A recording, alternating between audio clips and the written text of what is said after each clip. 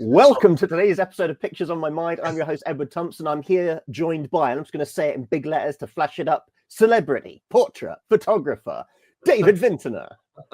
Horror, right? Alarm bells. And also I'm doing the glasses, right? I'm trying to get you to watch for 30 seconds. I'll be straight with you. That's exactly what I'm doing.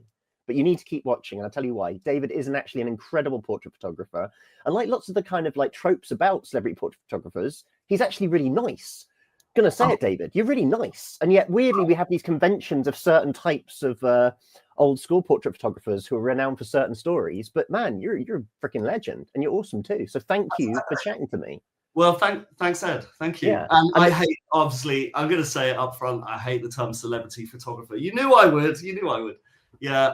But that wasn't for you, man. That was for the people who are like, why is he not selling us NFTs or Bitcoin yet? This isn't a legitimate scam. So yeah, and also the other thing with YouTube, David, is like there's so many photography YouTubers who claim to be portrait photographers, and oh my god, it's so bad, and yet they'll have like 500,000 subscribers. It's complete insanity. So hopefully, by having this wonderful image of Willem Defoe up, people are looking at it like, oh, this is really cool, and it's like, yeah, I don't know, it's a head. I mean, you're not on YouTube, so you wouldn't know, David, but my god, there are people doing the kind of base level kind of commercial high street photography, like too light. They're still using loads of rim lighting. They're using hair lights. It's all this very kind of stuff we would consider quite 90s. Okay. But that just kept going. Whereas like there's whole methods of lighting that you've developed that sort of fit into kind of the 21st century. Let's just be nice. Let's just say that, right? I guess I don't know. I don't know where it comes from. I don't know. I think you would be surprised. I think most people are surprised when they see my lighting setup. I think the finished results look like it's complicated. The reality is 99% of the time I use 2 lights and no more. And it's quite classic. It's a hard light and it's a soft fill light. And that is generally about it. But those restrictions are what, like, that's what I enjoy playing with. I've got these 2 lights, one hard, one soft. And I kind of find it like it's a release. It's like, what can you do with these 2 that's not just repeating what you've done before? But also there's safety in that, because, you know, the more lights you have and more setups and more stuff that can go wrong. And a lot of the people maybe don't have much time. Now, can I just say, at art college, you open the studio door and there'd be some clever sod with like 6 lights on the go. And I sort of look at the technician, and the really good old technician used to be on the Pink Floyd The Wall tour. Shout out Mark, man, he's amazing. He'd like shrug and be like, you think that's good? It's not. Most of those lights aren't doing anything, or they're counteracting what the other ones are doing. It's just showing off. So you're right, man. You're right. If you know light and you know what you're doing, I mean, you know, it's really incredible. So tell us about the shot of Willem here. First of all, how long did you have with him? Because this is something people... I mean, this is so brief. This was shot for BAFTA at BAFTA HQ in London, and he was on his way onto the stage, and I probably got 3 or 4 minutes, and that was it. But the thing I'm always trying to do, that's quite often the case with somebody who's really famous or really pushed for time. It's so brief, but it's a case of being like completely ready and having a set or lighting that can be interacted with, so that you can get kind of straight in there and there's something to do and something to play with. So I just had this very simple idea of light and shadow, and he's an actor. Actors are easy. It's just like stand there, and I just said stand there, and I want you to play with this idea of coming in and out of the shadow, and that was it. 3 minutes, and he nailed that light onto his eyeball, man. That's a genuine one take image. He just did it once, and the light was, I didn't even know I'd got that until I was editing later, and I was like, oh my god, the light is just straight on his eyeball. And but he, you know, when you get somebody like that, it's a gift, because every frame I could have used. He's just brilliant. The funny thing for me is something I'd like to chat with you later about is I've been doing portrait assignments now for like 20 years, but I tend to get the people where it's like some PR exec of a major company, and like they're by their door and like, can we just go to the grass? And we're on the grass, like, could you sit on the floor? And they're like, no. So I think a big part of like where you've got to is this ability to work with people where they trust you enough because of what you've done, that if you say to, you know, do some wild stuff, they're going to do it. right? No, they don't. No. No. They absolutely don't. It doesn't matter. No. No. I mean, it's quite common that, you know, especially people in the public eye, they've done a lot of photo shoots. They can be very guarded about what they will and won't do. And no, and I think it's important that I allow them to say no. It's like, fine, move on. Let's just. I always go armed with, you know, several ideas. So if they refuse to do a certain thing, you just crack on and move on. Someone like Bobby Gillespie there, that last image. Yeah. Bobby Gillespie, lead singer of Primal Scream. You know, he didn't want to be. He was great to photograph, but he didn't want to be told what to do. He was like, let's just put the music on. I'll perform and we'll just do it. And that's a dream for me. I love that when I'm not having to direct somebody and tell them too much what to do. I might just say, hold that a second, or just do that again. But apart from that, you just let them go and do their thing. Again, how long did you have on that shoot with Bobby? I think I had about an hour with him. Right. Okay. Cool. But yeah, he was somebody who's, you know, he's very thoughtful and very considered in what he wants to do. So I don't think he refused to do anything, but he certainly wouldn't have agreed to do a photo shoot in a kind of. I don't think he'd have smiled. Should we say that? But you don't want Bobby Gillespie smiling, do you? It's like, no, it's got to be on brand, man. Yeah, exactly. Now tell us about this, because you've been doing this a lot. I've seen, obviously, with paper and backgrounds and stuff like this. It's very. I think this has kind of become one of my little signatures. You know, a lot of these portraits, they're for editorial clients, and budget is at a minimum. And I just like making something that's, like I said, something that's 3D that somebody can interact with, and that's either done with light or with a physical structure. So I'm often using multiple layers of Colorama paper and just creating a space that somebody can move around in, and they can sit on that box or stand on it or tuck in behind the two sheets of paper, or it just makes everybody's life easier. But this is another actor, Olivia Williams, and you know, again, she's just like so great on camera. If you've got nice lighting and nice styling and whatever, it's just a gift to photograph somebody like this. Yeah. So I get asked a lot. It's like, you've photographed a lot of people, who's the most memorable? And I often say Buzz Aldrin, because it's like, I photograph a lot of famous people or people from television or music, but when you get to photograph somebody who's a historical kind of icon, it takes on a different level, really. So, you know, he's not somebody who I got a lot from with the portrait. He didn't give an awful lot, but man, just to meet Buzz Aldrin and photograph him. And well, you picked up the great detail shot of the hand, and that really, in this diptych here, it's just there's so much. His hand, I found all his jewelry like incredible. Like that pendant is given to him by JFK, and I don't think you can see it on this one, but he wears that watch strap, has two watch faces on it, and one is Earth time and one is Moon time, and things like this. So you know, all these rings are really significant and full of historical detail. So yeah, what a character. He was very amazing. cool. Who's this? Yeah, this is a perfect example of creating a set. This is a musician called Cat Power, and it's again, actually, this cost an absolute fortune in Colorama paper, but I think it was worth it. We just sort of built this weird random set. I'm not even sure it's a great set, but it just gave her something to play with and something to move around with. So where are you doing these shoots? So is this somewhere hired out for the shoot? Yeah, most of this is hired studios. It's usually hired studios or like hotel rooms. Wow. So some of these are in which ones are in hotel rooms? I mean, obviously, when you none of those. None of those. Okay. Well, when you get one, let me. I'll tell you when. Yeah. So yeah, here's more of an example. Oh, this is the same lighting as the Bobby Gillespie. So I was trying to, like I say, I know it's 2-dimensional, but I'm trying to think of the lighting as 3-dimensional, and excuse me, to create these kind of spaces that people can move around in. And that lighting is incredibly harsh and dramatic. So the minute she goes off out of the white area of the image there, it's completely black shadow. So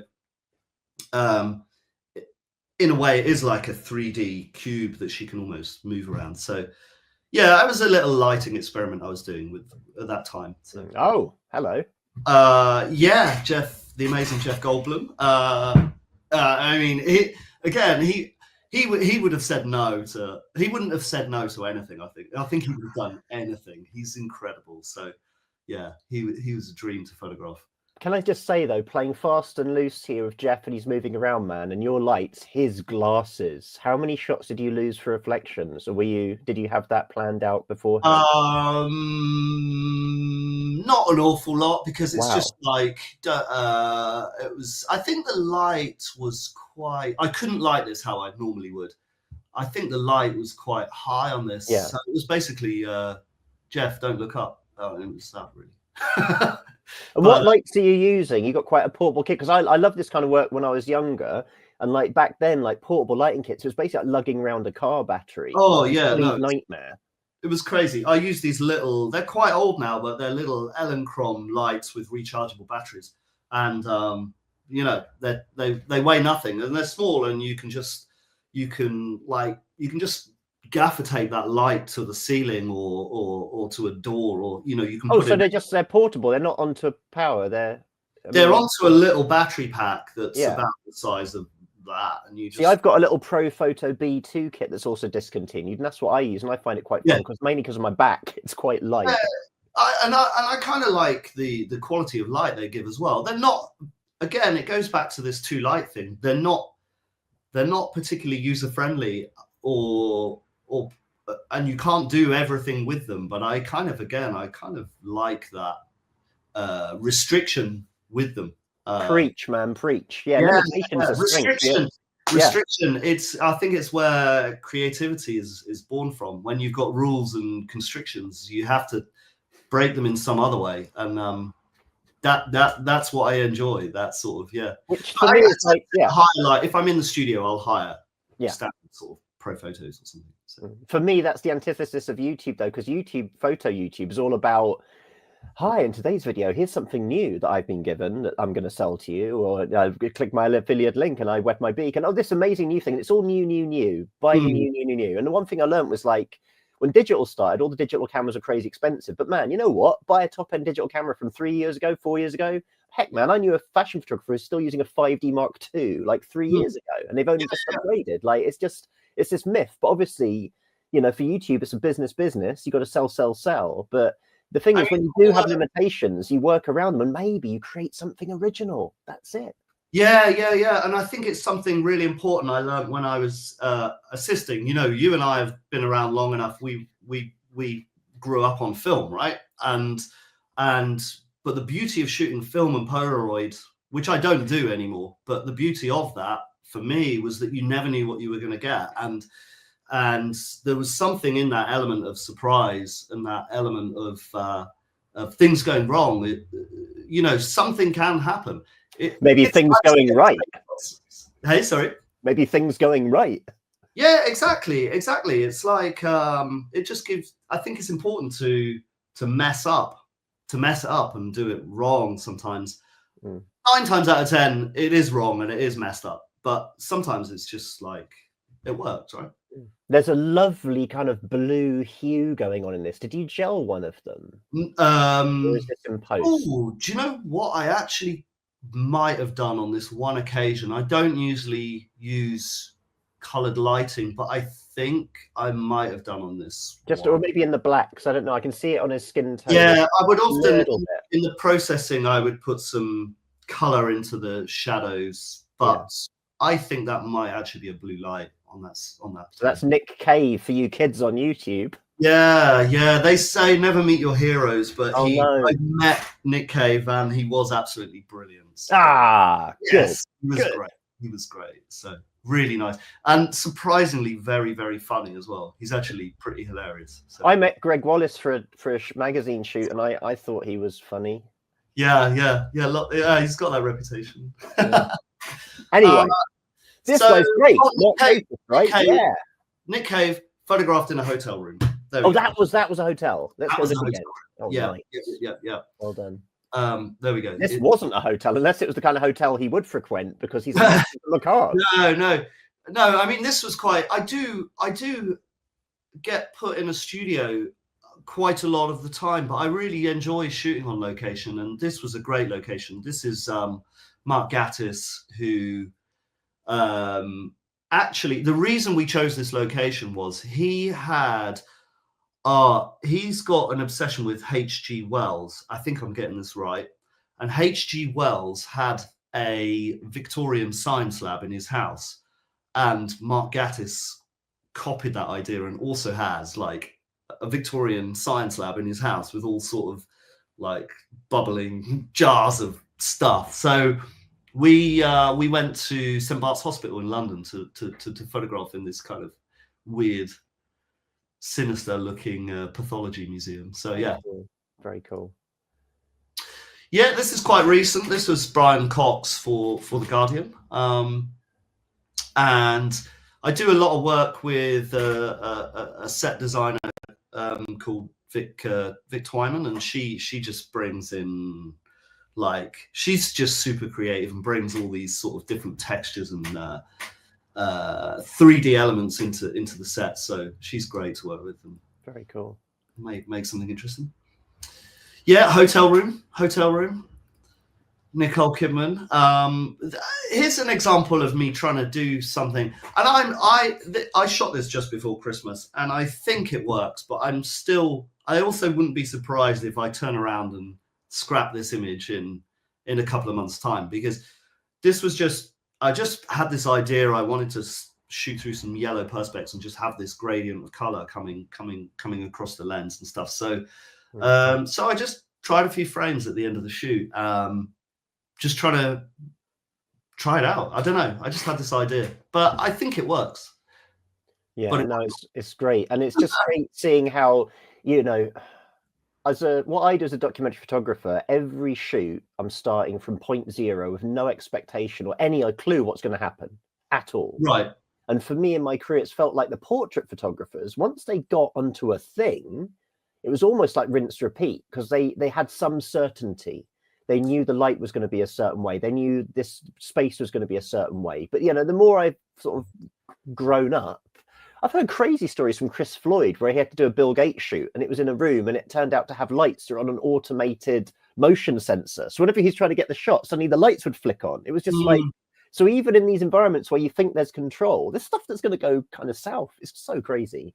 Yeah, and I kind of get that with portrait photographers, that you often do have to resort to the tried and tested and the safety element, because you've got 3 minutes with somebody like Willem Defoe. So there is a temptation just to do that, because you've got to get the job done and do it well. So yeah, I do that as well, but I also try and throw something in at the end. So I didn't used to. I've got, I've been doing it long enough. I've got to the point where I feel confident enough I've got Nicole Kidman for 30 minutes, and yes, I do the safe shots, but I feel confident enough that, okay, I'm going to try and do this wrong now and try something that might not work. And I don't think it's a waste. I used to think it was sort of a waste of my shoot time. Just keep staying in my safety zone, but I don't see it that way anymore, because